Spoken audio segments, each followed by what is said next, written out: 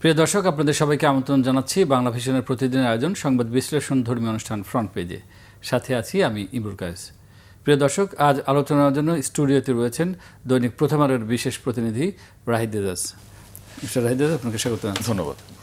প্রিয় দর্শক, আপনারা জানেন যে পবিত্র ঈদে মিলাদুন্নবীর কারণে আজকে পত্রিকা প্রকাশ বন্ধ রয়েছে। আমরা পত্রিকাগুলোর ভার্সন অর্থাৎ পেপারের হেডলাইন পড়ছি।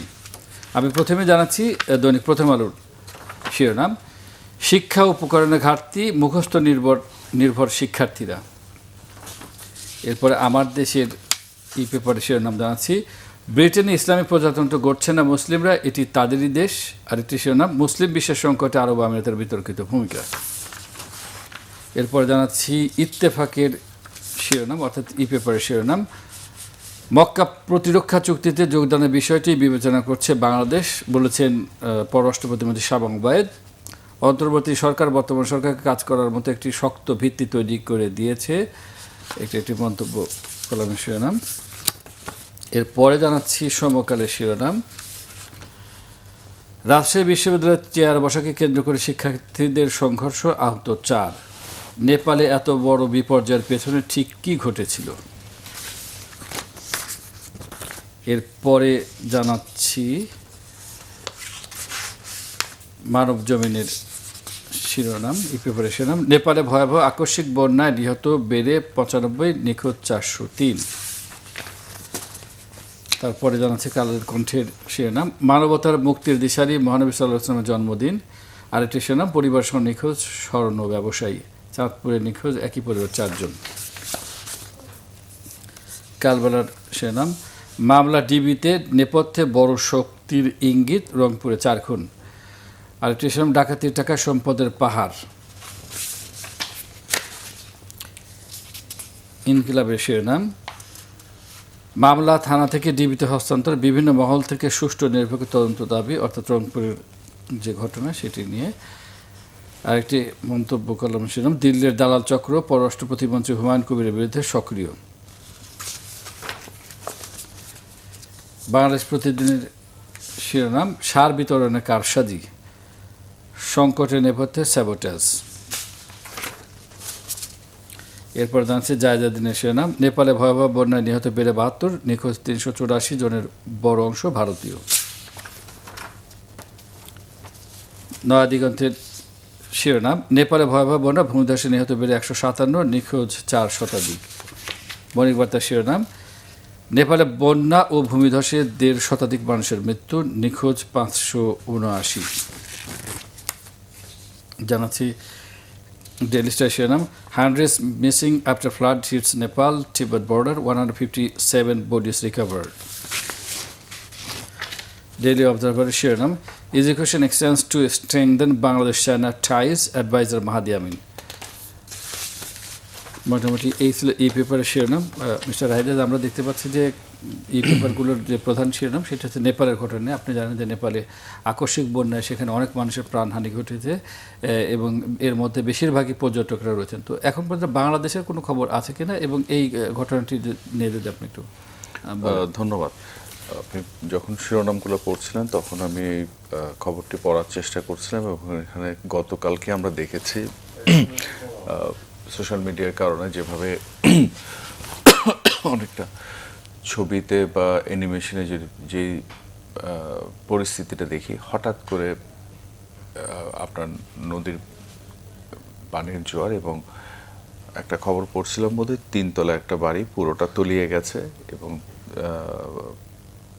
প্রায় 400 মেগাওয়াট বা আরও বেশি পরিমাণ বিদ্যুতের উৎপাদন হওয়া, 430 মেগাওয়াটের জলবিদ্যুৎ আর সৌরবিদ্যুৎ মিলিয়ে।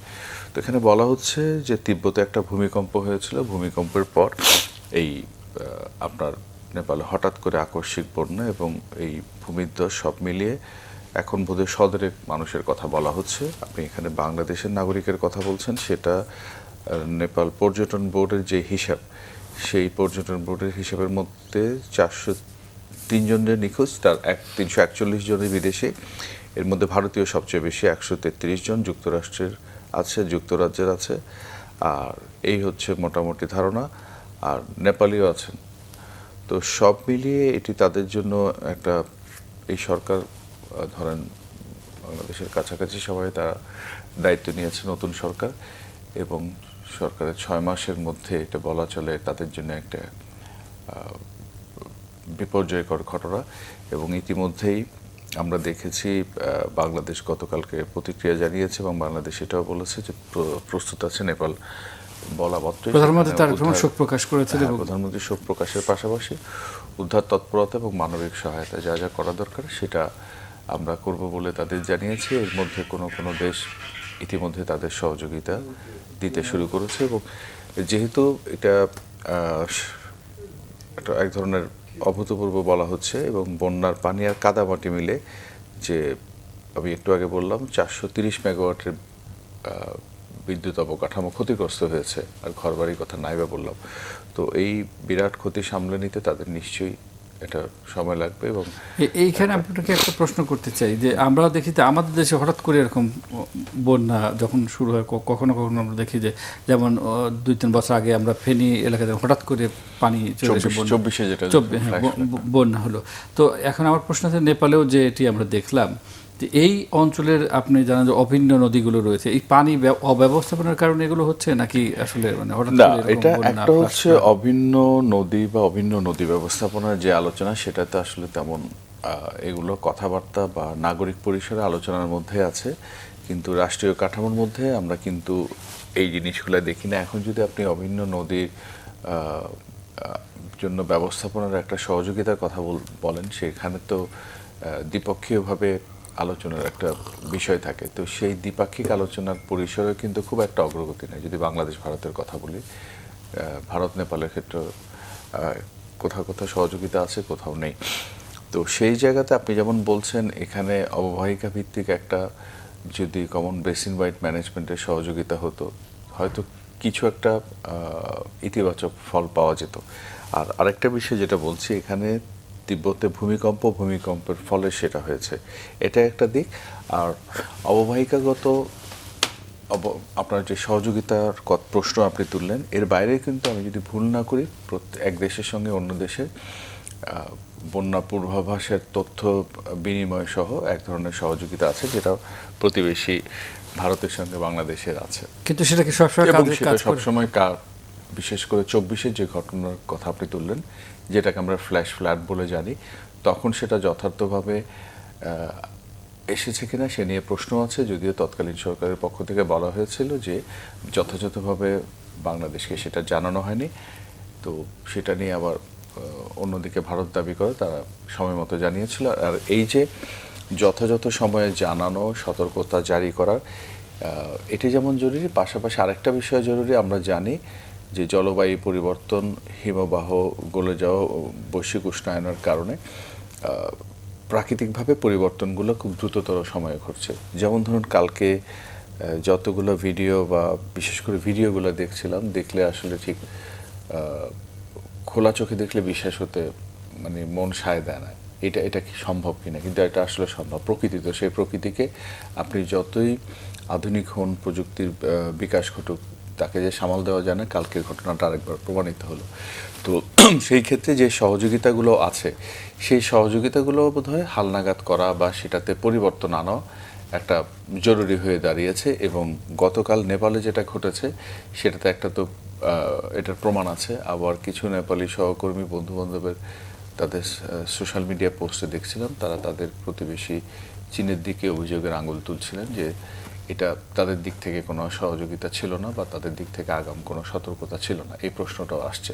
তো আগাম সতর্কতা থাকলে সেটা কতখানি সামাল দেওয়া যেত, সেই প্রশ্নটা আছে। কিন্তু অন্তত সতর্কতার যে বিষয়টার প্রশ্ন তারা তুলেছেন, এটি অমূলক না।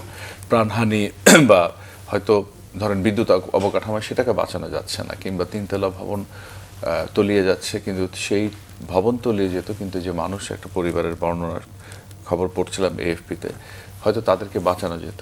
এই বিষয়গুলো অর্থাৎ ক্ষয়ক্ষতি কমানো, একটু সতর্কতামূলক ব্যবস্থা নেওয়া, সেটা কিন্তু সুযোগ ছিল, সম্ভাবনা ছিল। সেই প্রশ্নটা সামনে আসছে। তো এই ঘটনার পর আমি মনে করি কি এই আপনি যে কমন বেসিন ওয়াইড ম্যানেজমেন্টের সহযোগিতা বা মাল্টিল্যাটারাল অ্যাপ্রোচের কথা বললেন, সেই বিষয়টা আবার সামনে আসলো। এখানে ধরেন যেমন বাংলাদেশ আছে, ভারত আছে, নেপাল আছে, আবার চীনকেও তো, চীনের সহযোগিতাও তো লাগবে, অর্থাৎ এই অঞ্চলে যে দেশগুলো আছে এবং এই যে পরিস্থিতিগুলো ঘটছে এটা মোকাবেলা তো আসলেই করা উচিত, এবং চীনকে তো উচিত এবং সেটাই তো আমি বলছি, এটা একটা মাল্টিল্যাটারাল অ্যাপ্রোচ। শুধু বাইল্যাটারাল অ্যাপ্রোচ দিয়ে তো আপনার একটা সমাধান হবে না, কারণ ধরেন উৎস চীনে, সেটা কোনোটা সরাসরি নেপালে হচ্ছে, আবার কোনোটা চীন হয়ে ভারত হয়ে বাংলাদেশের দিকে আসছে। তো এই যে অববাহিকাগত যে সহযোগিতা ব্যবস্থাপনা এবং সেই ব্যবস্থাপনার বিষয়টা আবার কিন্তু সেটাই বলছি যে সামনে এলো গতকালকের এই নেপালের ভয়াবহ দুর্ঘটনা, বন্যার, এই আকস্মিক বন্যার ফলে যেটা হয়েছে, এবং তার উৎস বিভিন্ন আন্তর্জাতিক গণমাধ্যমে এবং নেপালের গণমাধ্যমে বলা হচ্ছে যে সেটা তিব্বতের একটা ভূমিকম্পের পরে এই পরিস্থিতি সৃষ্টি হয়েছে।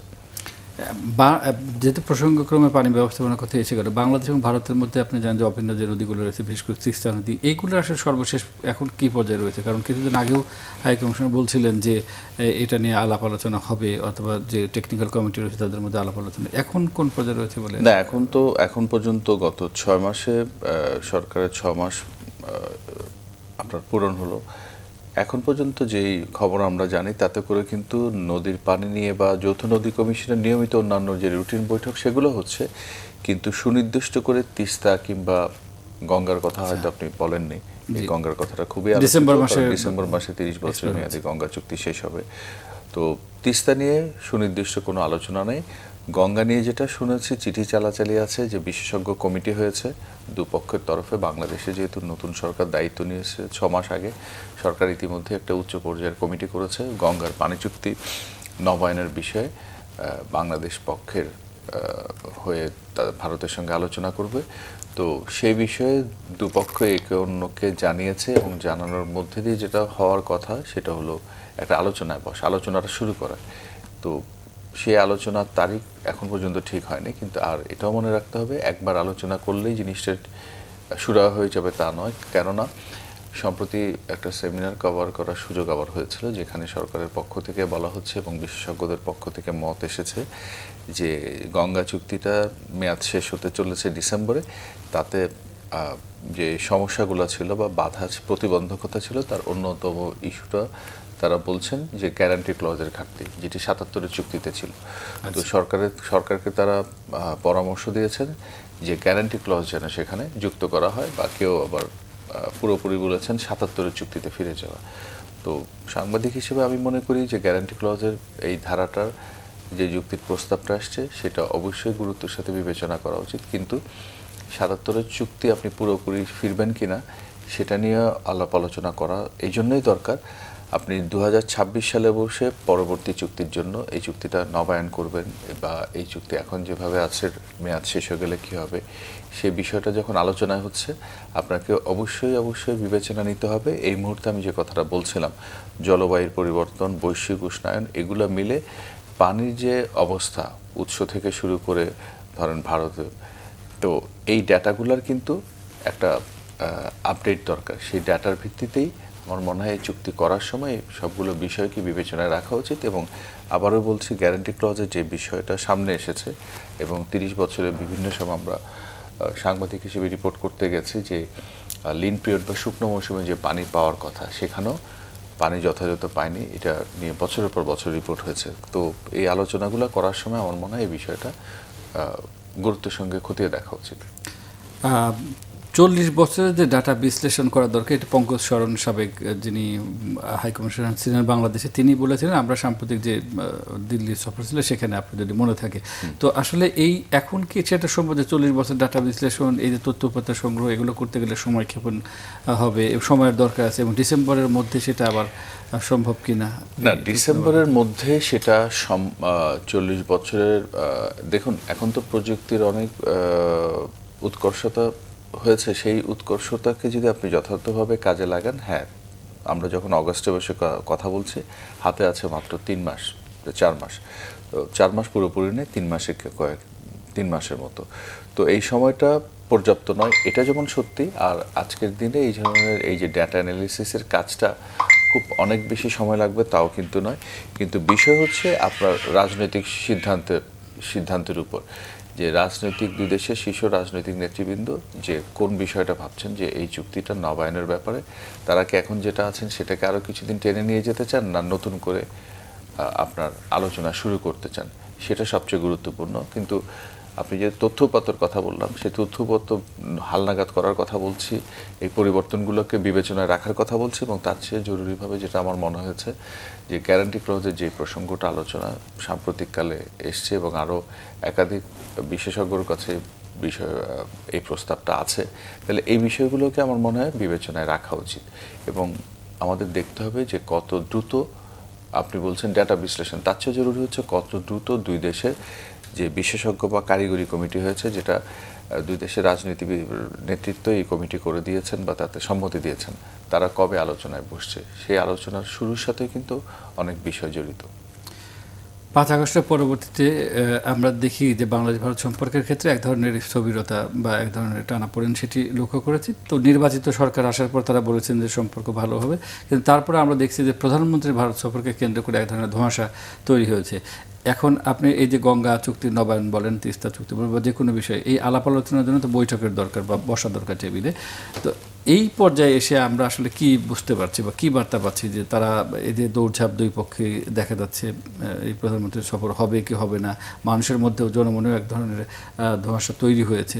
তো সব মিলিয়ে আসলে এই বৈঠকটি কি মানে সফরটি হচ্ছে কি না, বা সফর না হলে এইগুলো আবার নবায়ন হবে কি না, এই যে গঙ্গা চুক্তি বা অন্যান্য বিষয়ে যে সমস্যা রয়েছে সেগুলো সমাধানের পথে। প্রথম একটা করে বলে অনেকগুলো প্রশ্ন করলেন, সফর হবে কি না, সফর নিয়ে। হ্যাঁ, ঠিকই বলেছেন, এই একটা সফর নিয়ে এত বেশি আলোচনা, লেখালেখি, কথাবার্তা হয়েছে কিনা সাম্প্রতিক ইতিহাসে বোধহয় নজির নেই। আর আমার কাছে যদি জিজ্ঞেস করেন, আমার এই মুহূর্তে মনে হচ্ছে না খুব শিগগির সফরটি হচ্ছে, কারণ সূচির বিষয় আছে, ভারতের প্রধানমন্ত্রীর সূচি আছে, বাংলাদেশের প্রধানমন্ত্রীর ব্যস্ততা আছে। তো সব মিলিয়ে খুব সহসা সফরটি হবে এমন কোনো আভাস কিন্তু পাওয়া যাচ্ছে না, 1 নম্বর। 2 নম্বর বিষয় হচ্ছে, হ্যাঁ, একটা সফরে যে সব কিছু সুরাহা হয়ে যায় তা না। একটু আগে যে কথাটা বলছিলাম সেটা বোধহয় একটু রিপিট করতে হয়, যে সিদ্ধান্ত আসে কিন্তু সর্বোচ্চ রাজনৈতিক নেতৃত্বের কাছ থেকে। এখন তাদের একটা আলাপ আলোচনার যদি সরাসরি সুযোগ হলে সেখানে অনেক বিষয়ে রাজনৈতিক ধরেন এক ধরনের বোঝাপড়া হয়, আস্থার সংকট থাকলে সে আস্থার সংকটটা দূর হয়, সেটা একটা বিষয়। তো যদি সংকট দূর হয় সেটা একটা ইতিবাচক অগ্রগতি হয়, বোঝাপড়া যদি ভালো হয় সেটাও এক ধরনের বার্তা দেয়। তো সেই বোঝাপড়া বৈঠক যদি নাও হয়, এরপরেও কিন্তু সেই আলোচনাগুলোর সুযোগ থাকে। এখন 1 নম্বর তো আমি বলে দিলাম, সফরটার কোনো সম্ভাবনা সুযোগ আমার জায়গা থেকে আমি খুব কম দেখছি, খুব সহসা হওয়ার সম্ভাবনাটা আমি কম দেখি। আর এর বাইরে যেটা বললাম, যেহেতু কমিটি হয়েছে, চিঠিপত্র বিনিময় হচ্ছে যে কমিটি নিয়ে বসা না বসা, তো এখন দেখার আছে যে এই আলোচনার মধ্যে দিয়ে, এই দুই পক্ষের যোগাযোগের মধ্যে দিয়ে এই বৈঠকটা মানে কবে কখন শুরু হচ্ছে। কারণ বৈঠকটা আপনাকে আগে তো আলোচনার টেবিলে বসতে হবে, টেবিলে বসে আপনি প্রথমে ঠিক করবেন যে ডিসেম্বরের শেষ, তাহলে আমরা কিভাবে কোন পথে আগাবো, এটা একটা দিক। আর অন্যদিকে হচ্ছে বাংলাদেশের যে প্রস্তুতি, যে প্রসঙ্গটা আপনি তুলেছেন, যে 40 বছরের ডাটা হোক, 20 বছরের ডাটা হোক, ডাটা তো আপনাকে লাগবেই, এবং সেটা আপডেটেড ডাটা লাগবে। আপডেটেড ডাটা নিয়েই আমি যখন ডাটাটা ধরে এটা অ্যানালিসিস করে রাখবো, পাশাপাশি গত 30 বছর আমার পানির পাওয়ার হিসাবটা আমি নিয়ে 77-এর যে প্রসঙ্গ বলছি সেটা আবার টানছি। তো সবগুলো মিলে কিন্তু আমার অবস্থানটা ঠিক করতে হবে, ঠিক করে তখন আমি তাদের কাছে যেতে পারি, বাংলাদেশের কাছে। আর অন্যদিকে ভারতে নিশ্চয়ই যতটা জানি তারা বেশ আগে থেকেই এই প্রস্তুতি নিয়ে রেখেছে বা প্রস্তুতি নিয়েছে। প্রধানমন্ত্রীর সফর হচ্ছে কি হচ্ছে না সেটি আমরা আসলে জানি না। আপনি বলছেন যে সহসী হওয়ার সম্ভাবনা খুবই কম। তো আমার প্রশ্নতে যদি এই সফরটি না হয়, তাহলে আমাদের অন্যান্য যে ইস্যুগুলো রয়েছে সেগুলো কি আলোচনা চালিয়ে নেওয়া সম্ভব বা সমাধানের পথে নেওয়া সম্ভব? মানে কূটনৈতিক দৃষ্টিভঙ্গি বা আপনি কূটনৈতিক দীর্ঘদিন কাজ করছেন, সেই দৃষ্টিভঙ্গি থেকে সেই আলোচনাটা আমি তো মনে করি বাংলাদেশ বলেনি যে আলোচনা চালিয়ে নেওয়া সম্ভব না বা আলোচনা হবে না। যেমন ধরুন, গত 6 মাসে যদি বলি, উল্লেখযোগ্য বৈঠক বা আলোচনা বলতে যেটা আমরা বুঝাই যে সীমান্ত দুই দেশের সম্পর্কের একটা বড় ইস্যু, সেটা সীমান্তে চলাচল বলুন, আন্তঃসীমান্ত অপরাধ দমন, এবং সবচেয়ে বড় এবং প্রধান ইস্যু হচ্ছে সীমান্ত হত্যা, যেটা দুই দেশের সম্পর্কের একটা বড় অস্বস্তি বা দূরত্বের জায়গা। তারপর এর সঙ্গে যুক্ত হয়েছে সম্প্রতি পুশব্যাক। তো সীমান্ত ইস্যু নিয়ে যে বিজিবি বিএসএফ এর বৈঠকটি হয় মহাপরিচালক পর্যায়ে, এটা কিন্তু এর মধ্যে হয়েছে। তো তার মানে হচ্ছে যে কাঠামোগুলো আছে দুই দেশের আলোচনার মধ্যে, সেই কাঠামো অনুযায়ী কিছু কিছু কাজ হচ্ছে, কিন্তু যেই গতিতে হওয়া উচিত ছিল বা প্রত্যাশা করা হয়েছিল সেভাবে সেটা হয়নি। বিশেষ করে অন্তর্বর্তী সরকারের সময়ে যে দুই দেশের সম্পর্কে দূরত্ব, চরম দূরত্ব বা তিক্ততা তৈরি হয়েছিল, সেটার উত্তরণ করে ভারত নতুন সরকারের সাথে যুক্ত হয়ে সম্পর্ক এগিয়ে নেওয়ার কথা বলছিল। তো সেই জায়গাতে কিন্তু অগ্রগতিটা কম, এটা আপনিও স্বীকার করবেন, আমিও স্বীকার করবেন, অস্বীকার করার সুযোগ নেই। তো এই যে সম্পর্কটাকে স্বাভাবিক করা, প্রথমে তো আপনি একটা অস্বাভাবিক বা অস্বস্তি থাকলে সেটাকে আপনার দূর করতে হবে, দূর করে স্বাভাবিক করতে হবে। তারপর আপনি সেটা স্বাভাবিক হলে আপনি সেটাতে বলতে পারেন যে ইতিবাচক পথে যাওয়া। তো এখন একটা সফরের জন্য সবকিছু আটকে থাকবে এটা যেমন ঠিক না, আবার একটা সফর হলে যে সর্বোচ্চ রাজনৈতিক পর্যায়ে যখন সফর হয়, সফরের মধ্যে দিয়ে কিছু বার্তা পাওয়া যায়, কিছু নির্দেশনা পাওয়া যায়। তো সেই ক্ষেত্রে সফরটা হলে হয়তো এক ধরনের আপনার মুভমেন্ট হতো সম্পর্কের ক্ষেত্রে। এখন সফর না হলে মুভমেন্টটা সেই একই রকম হবে না, এটাই স্বাভাবিক বলে আমার মনে হয়। আমরা এই সফরকে কেন্দ্র করে বিভিন্ন গণমাধ্যমে আপনি জানেন অপতথ্য বা বিকৃত তথ্য উপস্থাপন করা, মিথ্যা তথ্য উপস্থাপন করা হয়। আমরা প্রধানমন্ত্রীর এই সফর কেন্দ্রিক যে আলাপ আলোচনা চলছে সেখানেও এরকম লক্ষ্য করি। বিশেষ করে ভারতের কিছু গণমাধ্যমে আমরা দেখি বা খবর দেখছি যে পাকিস্তানের বাধার কারণে এই প্রধানমন্ত্রীর সফর হচ্ছে না, এই ধরনের খবর আমরা দেখে থাকি। আসলে কি অ্যাবসলিউটলি এটা একটা মানে এটাকে কি ভুল তথ্য, অপতথ্য বা কি বলবো, আমার কাছে মনে হচ্ছে এত উর্বর মস্তিষ্ক কথা ভাবাই যায় না। পাকিস্তানের বাধা বা এখানে কারো বাধায় বাংলাদেশ কোনো কিছু করবে বা করছে না, এটা এমন ধরনের আর্গুমেন্ট একেবারে অবান্তর। বাংলাদেশ বলছে যে বাংলাদেশ সফরটা যাবে এবং সফরটা আয়োজন করা হবে সহায়ক পরিবেশ পেলে বা অনুকূল পরিবেশ পেলে। আর সহায়ক বা অনুকূল পরিবেশের জন্য কিছু উপাদান আছে। সেই উপাদানগুলো কি? ক্ষমতাচ্যুত সাবেক প্রধানমন্ত্রী শেখ হাসিনাকে প্রত্যর্পণ এবং ওনার পাশাপাশি আওয়ামী লীগের যেসব পলাতক নেতাকর্মী ভারতে আছে তাদেরকে হস্তান্তর।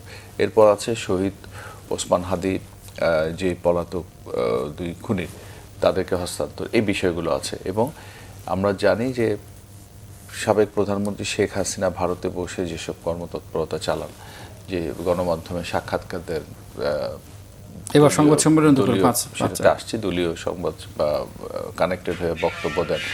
তো এইগুলো তো সম্পর্কে আপনি স্বাভাবিক করার ক্ষেত্রে বাধা। তো আপনি সম্পর্ক স্বাভাবিক করতে চান, সফর আয়োজন করতে চান, কিন্তু যেইটা অস্বস্তি তৈরি করছেন সেই অস্বস্তি দূর করছেন না। তো অস্বস্তি দূর না করলে তো সেটা হবে না। তো সেটা না করে মনোযোগ না দিয়ে আপনি এখানে পাকিস্তানকে জড়াচ্ছেন বা বাংলাদেশ পাকিস্তানের সাথে ঘনিষ্ঠ হচ্ছে চীনের সাথে, এগুলো কিন্তু খুব ইললজিক্যাল, ইরেশনাল আর্গুমেন্ট। এগুলো একটার সাথে আরেকটাকে মেলানো কোনো সুযোগ নেই। আর পাকিস্তানের যে প্রশ্নটা করলেন এটি একেবারে অবান্তর বলে আমি মনে করি। জি, আমরা সেটা দেখতে আমরা একটু অন্য প্রসঙ্গে যাই। আপনি জানেন যে গত যে সরকার ছিল সেই সরকার বলে গুম খুন এগুলো একটা বড় একটা ইস্যু ছিল, এবং 5 আগস্টের পরে এই ইস্যুটি বড় করে দেখা যায় জুলাই সনদেও সেটা বলা হয়তো নতুন আইন করার কথা। তা বিরোধী দলীয় যে চিফ হুইপ নাহিদ ইসলাম, তিনি অভিযোগ করেছেন যে গুম ও মানবাধিকার ফ্যাসিবাদী আমলের চেয়েও দুর্বল আইন হচ্ছে, দায়িত্বশীল ভূমিকা পালন করছে না সরকার এই জায়গায় নিয়ে। ধন্যবাদ। উনি নাহিদ ইসলাম যেটা বলেছেন, আমি ওনার বক্তব্যটা শুনে আমার কাছে মনে হচ্ছে 2-3টা ইস্যু আছে। যেমন একটা হচ্ছে, আপনি তো ইতিমধ্যে বলেছেন উনি আইনটাকে 2009 সালের আইনের চেয়ে দুর্বল আর অকার্যকর, ইনএফেক্টিভ বলছেন। এখন ওনার আপত্তির জায়গাগুলো আমি যদি মোটা দাগে বলি 3 থেকে 4টা।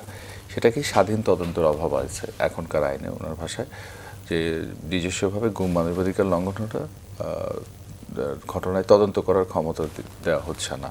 দ্বিতীয়ত হচ্ছে আইনশৃঙ্খলা বাহিনীর যে তদন্ত, যে গুমের অভিযোগ বা মানবাধিকার হরণের ঘটনায় তদন্তের দায়িত্বে থাকা আইনশৃঙ্খলা বাহিনী বা পুলিশের নিজের হাতেই এই আপনার তদন্তের দায়িত্ব থাকবে, যেটা বলছে স্বচ্ছতা গ্রহণযোগ্যতা প্রশ্নবিদ্ধ করে। রাজনৈতিক প্রভাব আছে, যে রাজনৈতিক প্রভাবটাকে মানবাধিকার কমিশনে দলীয় লোকজনকে নিয়োগ দেওয়া হচ্ছে, এবং যার ফলে এই প্রতিষ্ঠান স্বাধীন এবং স্বতন্ত্রভাবে কাজ করতে পারবে না। আর তো এই বিষয়গুলোকে নিয়ে আরেকটা হচ্ছে কি, এই আইনেও আগের মতোই আপনার দায় মুক্তির সুযোগ হিসেবে উনি প্রসঙ্গটা টেনেছেন। তো সব মিলিয়ে এই যে বেসিক তিনটা আমরা অতীতেও দেখেছি, স্বাধীন তদন্ত, আইন শৃঙ্খলা বাহিনীর তদন্ত এবং দলীয় প্রভাবে থাকা লোকজনকে নিয়োগ দেওয়া। তো সব মিলিয়ে উনি এই আইনটাকে এই জন্য দুর্বল এবং অকার্যকর বলছেন আগের আইনের তুলনায়। আরেকটি প্রসঙ্গ, সেটা হচ্ছে যে আপনি জানেন যে জাতীয় কবি কাজী নজরুল ইসলামের আজকে 50তম মৃত্যুবার্ষিকী। তো এই উপলক্ষে সকাল থেকেই তার সমাধিতে শ্রদ্ধা নিবেদন করেছেন বিভিন্ন শ্রেণী পেশার মানুষ। কবি কাজী নজরুল ইসলামের যে গ্রহণযোগ্যতা আমাদের সমাজে, তার যে দ্রোহ বিদ্রোহ এবং লেখনী, তার এখন পর্যন্ত মানে যে প্রভাবটা, সেই প্রভাব নিয়ে যদি বলেন, এবং যে নানান ধরনের আন্দোলন সংগ্রামীদের সেটা যে প্রেরণা যোগায়, সেই জায়গা থেকে যদি একটু মূল্যায়ন করেন। ধন্যবাদ। আজকে জাতীয় কবির 50তম মৃত্যুবার্ষিকী, এবং আমরা যদি দেখি যে বাংলাদেশের জাতীয় জীবনে তার যে চেতনা, নজরুলের যে দ্রোহসত্তা, সেটা আমাদেরকে যুগ যুগ ধরে প্রেরণা জুগিয়ে আসছে, এবং খুব স্বাভাবিক এবং সঙ্গত কারণেই যেই প্রতিকূলতার মধ্যে বেড়ে উঠেছিলেন এবং যে তার দ্রোহসত্তা, সেটি আমাদেরকে উজ্জীবিত করেছে তার গান, কবিতা, লেখনীর মাধ্যমে। তো আজকের এই দিনের অনুষ্ঠানের মধ্য দিয়ে আমি তার প্রতি শ্রদ্ধা নিবেদন করছি, এবং আমি মনে করি এখনও তিনি আমাদের মধ্যে চিরজাগরুক আছেন, এবং সামনের দিনগুলো থেকে আমাদেরকে উজ্জীবিত করে যাবেন দেশকে এগিয়ে নেওয়ার ক্ষেত্রে। এই যে এত প্রতিকূল অবস্থার মধ্যে থেকে আপনি যদি বলছেন যে বেড়ে ওঠা একজন মানুষের পক্ষে, এবং এই এত লেখনী, এত তিনি যে কবিতা, গান, সব জায়গায় তার বিচরণ রয়েছে, এটা আসলে কিভাবে সম্ভব হয় একজন মানুষের পক্ষে? এটা তো দেখুন, এটা কিভাবে সম্ভব প্রতিকূল অবস্থায় বেড়ে। তিনি যে একজন সৃষ্টিশীল মানুষ ছিল, এটা নিয়ে তো কারো কোনো সন্দেহ নাই, সন্দেহ থাকার কথাও না। এবং এই তার সৃজনশীলতা, সৃষ্টিশীলতার পাশাপাশি যেটা ছিল তার অবিচল দৃঢ়চেতা একটা মনোভাব, যে তাকে এই জিনিসটা অর্জন করতে হবে, সেটাই কিন্তু তাকে পথ দেখিয়েছে। তিনি নিজেই ধরেন তার সামনে, তিনি নিজেই তার জন্য একটা রোল মডেল হিসেবে নিজেকে নিয়ে গেছেন, এবং একটু আগে যেটা বলছিলাম, অন্যদের যুগ যুগ ধরে পথ দেখাচ্ছেন। তো এই আমাদের জীবনেও যখন সংকট আসে, বাধা প্রতিকূলতা আসে, সেক্ষেত্রে কাজী নজরুল ইসলাম এখানে একটা বড় সাহসের প্রতীক হিসেবে আমাদের সামনে ধরা দেন। ধন্যবাদ রাহিদ। ধন্যবাদ আপনাকে। প্রিয় দর্শক, দেখতে দেখতে আমরা আমাদের অনুষ্ঠানে একদম শেষ প্রান্তে চলে এসেছি। আমাদের সাথে এতক্ষণ থাকার জন্য সবাইকে ধন্যবাদ জানিয়ে আজকের অনুষ্ঠান এখানেই শেষ করছি। সবাই ভালো থাকুন, সুস্থ থাকুন। আল্লাহ হাফেজ।